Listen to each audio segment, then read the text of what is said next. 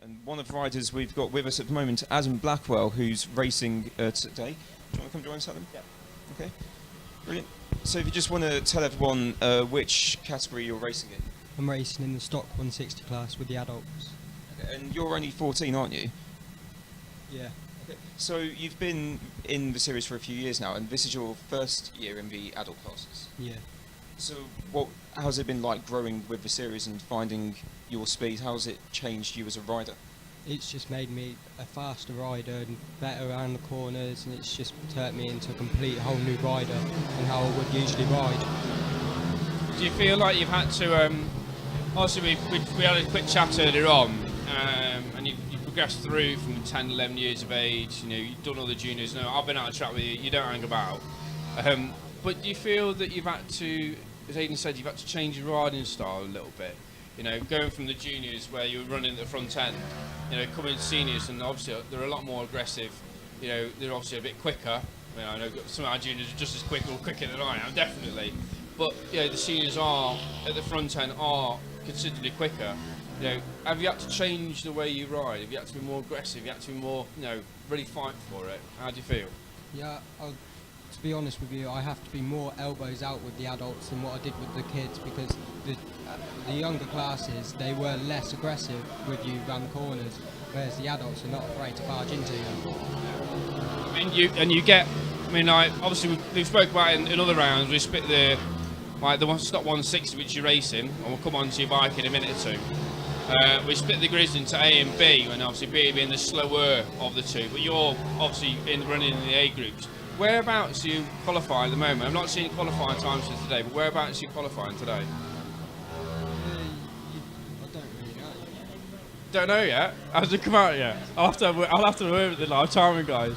But I know that you're in around like mid pack of the A group, and from experience I know you've got to be clicking on. You really do have to be clicking on. So fair play to you, mate. But so we've talked about your riding style. We talked about how you feel you've progressed through. Let's go on to your bike. You know, one of the biggest questions I get asked. I know we're going to have a chat about it later on, but the different types of bikes. Tell us a little bit about your bike. Well, I've got the CR 110 frame pit bike from CW with the GPQ 160 engine in it. So that handles perfect, it sticks perfect around the corners, it's just a perfect bike. Why did you choose the 110 frame? So we have a different size frames. You have the CRF 50 frame, which is the small one which I ride. You have the CRF 70 frame, which is kind of like middle ground. I think most of our riders now run the 70 frame. Why did you choose the 110?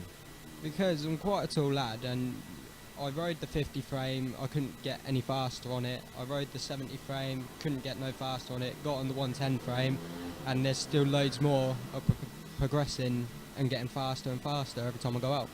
So. Do you not find it heavy, or do you find it slow to turn in? Because I know, like mine, it's like bang bang, but I know a lot of people have said on the 110 it can be quite lazy to the transition, especially going across the bike. Do you find that, or is it nice to change the direction? The bike's actually quite easy to throw into the corners. I can throw it in like a CRF 50 frame. So it's and you run in the 160s. Why a lot of our riders run a 140 and they're running both the 160s and the 140 class with the 140cc engine. Why did you choose just go for the 160? Well, I just thought it's something different because I've been running the 140 all through the junior classes, so I wanted to change. Yeah. And I thought this change could be the big change that I needed to get me further up at the front with the adults.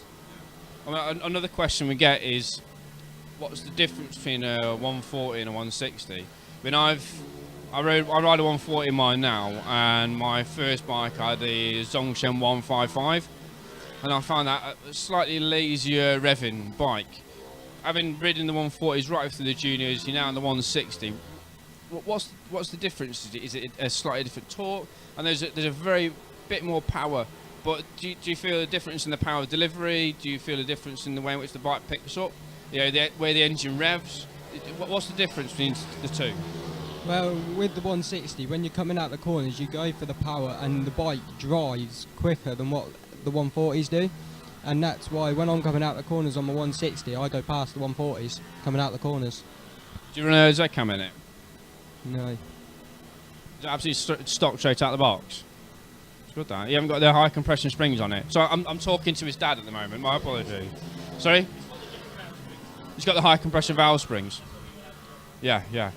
But in our stock class, they're allowed to run a Z cam, which obviously gives a bit of a higher lift on the valves.